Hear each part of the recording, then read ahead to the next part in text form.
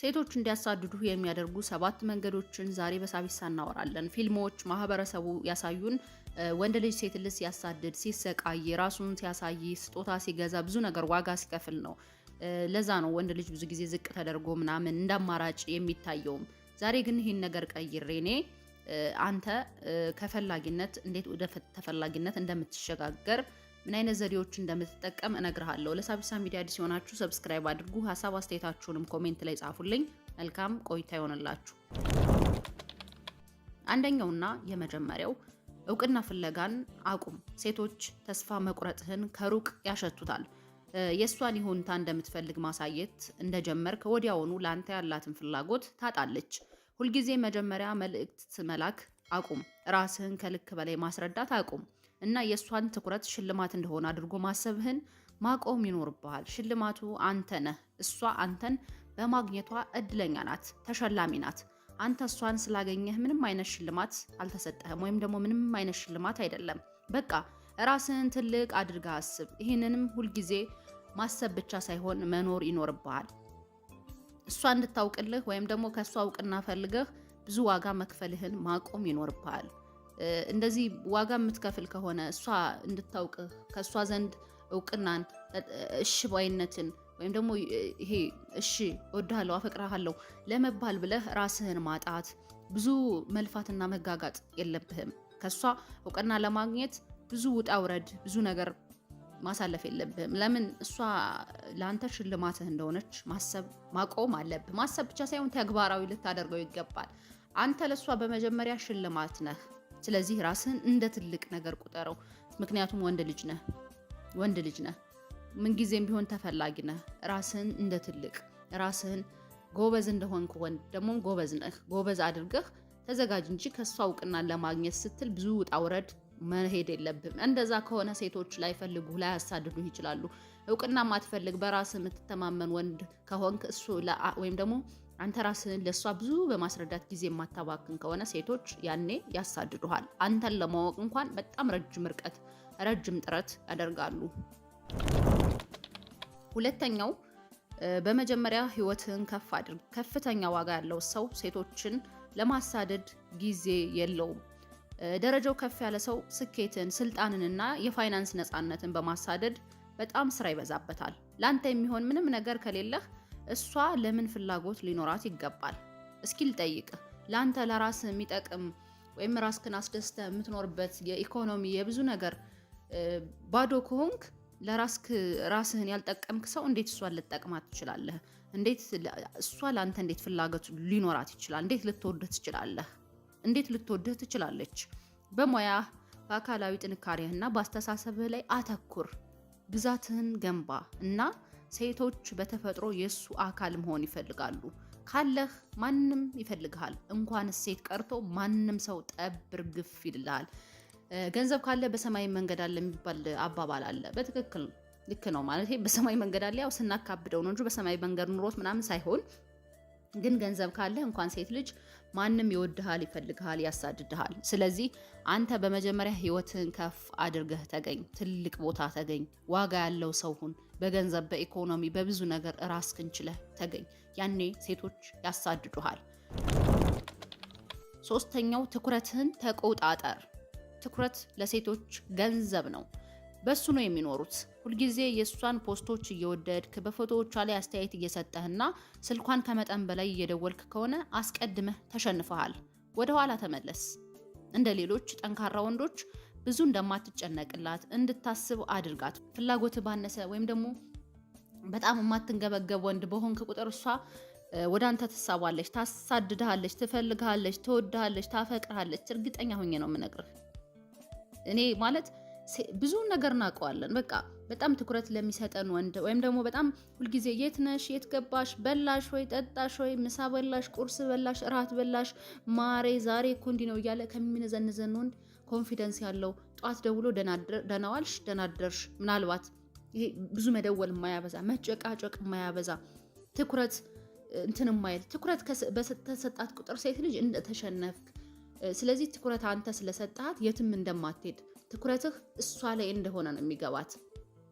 ግን በጣም ትኩረት የማትሰጥ ወንድ ብትሆን፣ ወደ ስራ ትኩረት የምታደርግ፣ ወደ ኑሮ ትኩረት የምታደርግ ወንድ ብትሆን ሴት ልጅ አንተን ትፈልግሃለች፣ ታሳድድሃለች፣ ትወድሃለች። ስለዚህ ትኩረትህን ኑሮህ ላይ፣ ቤትህ ላይ፣ ስራዎች ላይ፣ በኢኮኖሚ ራስክን መገንባት ላይ፣ በራስ መተማመንህን ማዳበር ላይ፣ ስፖርት መስራት፣ ጤንነትህን መቆጣጠር ይበልጥ ለዛ ነገር ትኩረት ስጠው እንጂ ለሴት ልጅ በጣም ትኩረት መስጠትና በጣም መከታተል ዋጋህን እንዲወርድ ያደርገዋል። ዋጋ እንድታጣ ያደርግሃል። አራተኛው መቼም አታሳዳት፣ መቼም አትከታተላት። ለምን መሰለ?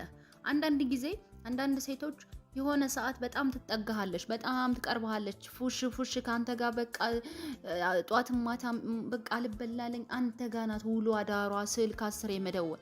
ከዛ ልክ የሆነ ሰዓት ደግሞ አንተ መቅረብ ስትጀምር ገሸሽ ትላለች። ራቅ። እንዴት ነው ይሄ? ራቅ ቀረብ አይነት ነገር አለ አይደለ? እንደዛ የምትል ከሆነ አታሳዳት። በቃ እርግፍ አድርገህ ተዋት። መተው ነው ያለብህ። እንደዛ ነው። አንዳንድ ጊዜ አንዳንድ ወንዶች በቃ ሴት ልጅ የሆነ ተቀያያሪ ባህሪ ምንና ነው? በቃ በጤናዋ ነው። በጣም ስለሚወዷት ስለሚያፈቅሯት ሁልጊዜ እሷ ስትርቀው መቅረብ፣ ስትመጣ ምሽ እያለ ዝም ብሎ የሚቀበል ከሆነ ይሄ በጣም ደባሪውና አስቀያሚው የፍቅር ግንኙነት ነው። እንደዛ ከሆነ መቼም እንደማታጣ ስለምታቅ መቼም እንደማታጣ ወይም ደግሞ ባጣ ቆይኝ አድጋ ነው መጫወቻ የምታደርግህ። የሆነ ያኛው ወንድ ሲያባራት አንተ ጋር ትመጣለች። ስለምታሳድዳት ነው የሆነው። ባትፈልጋት ባታሳድዳት ኖሮ ያን አታደርግም።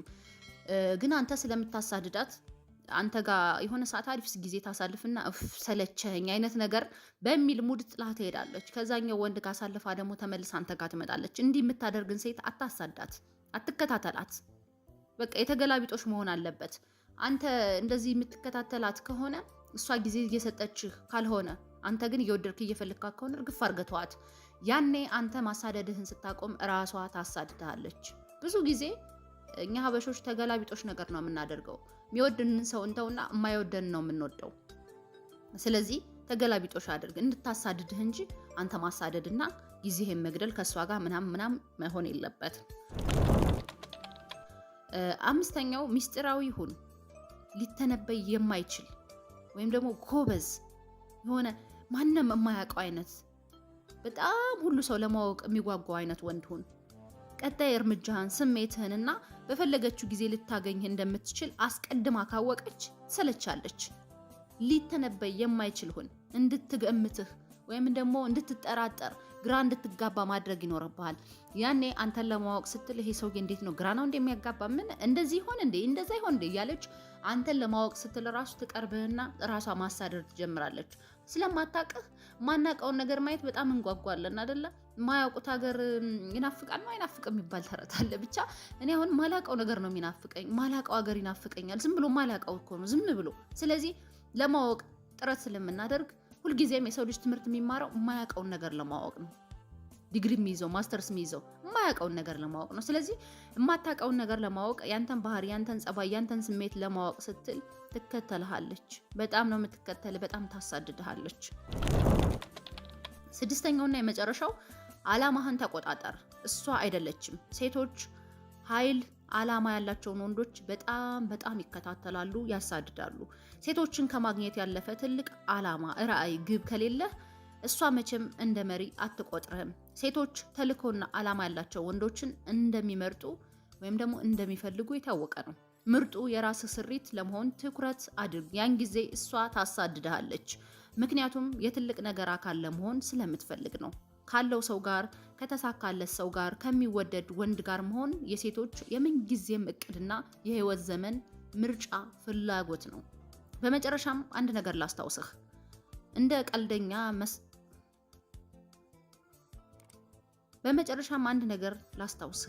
ቀልደኛ መስራት አቁም። አሁንም ቀጠሮ እየለመንክ ከሆነ፣ ከመጠን በላይ መልእክት እየላክ ከሆነ፣ እሷን ለማሸነፍ እየሞከርክ ከሆነ ወይም ዋጋህን ዝቅ የሚያደርግ ማንኛውም ነገር እያደረግክ ከሆነ አሁኑኑ አቁመው። ዋጋህን ዝቅ አድርገው ሲተምኑት ወይም ዋጋህን ዝቅ አድርገው ስላንተ እንትን ሲሉ ካየህ ገሸሽ ማለት ልመድብ። ምክንያቱም ዋጋ አለህ። ደካማ ወንዶች የማይፈለጉት ሴቶችን ስለሚያሳድዱ፣ ዋጋቸውን ስለሚያሳንሱ ነው። በተቃራኒው ደግሞ በጣም ጠንካራ ወንዶች በሴቶች ይፈለጋሉ፣ ይሳደዳሉ። ሴቶች ያሳድዷቸዋል። ለምን? ዋጋቸውን ስለሚያውቁ፣ ክብራቸውን ለማንም አሳልፈው ስለማይሰጡ ነው። እነዚህን 7 ህጎች ከተጠቀምክባቸው በእርግጠኝነት ሴት ልጅ አንተን ታሳድዳለች እንጂ አንተ ሴትን በማሳደድ ጊዜህን አታጠፋም። ውድ የሳቢሳ ቤተሰቦች የዛሬው ፕሮግራም ይህን ይመስላል። ለሳቢሳ ሚዲያ አዲስ የሆናችሁ ሰብስክራይብ አድርጉ። ሀሳብ አስተያየታችሁን ኮሜንት ላይ ጻፉልኝ። መልካም ጊዜ